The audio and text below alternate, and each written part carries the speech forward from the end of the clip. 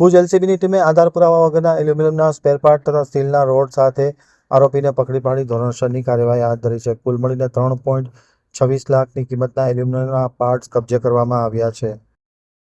Bhuj LCB Bhuj શહેર એ division police station વિસ્તારમાં આધાર પુરાવા વગરના એલ્યુમિનિયમના સ્પેરપાર્ટ તથા સ્ટીલના રોડ સાથે આરોપીને પકડી પાડી એલસીબીએ ધોરણસરની કાર્યવાહી હાથ ધરી છે.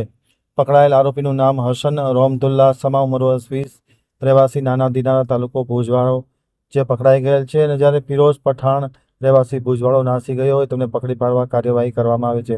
સમગ્ર કાર્યવાહી એલસીબીના પોલીસ ઇન્સ્પેક્ટર મકવાણા, પીએસઆઈ સિનોલના સીધા માર્ગદર્શન હેઠળ સ્ટાફના હેડ કોન્સ્ટેબલ રણજીતસિંહ જાડેજા તથા જયદેવસિંહ જાડેજા દ્વારા આ કામગીરી કરી અને આરોપી પાસેથી ₹3.26 લાખની કિંમતનો એલ્યુમિનિયમનો જથ્થો, 26,260 કિલોગ્રામ સ્ટીલના રોડ અને ₹5 લાખની કિંમતનું વાહન કબજે કરવામાં આવેલ છે.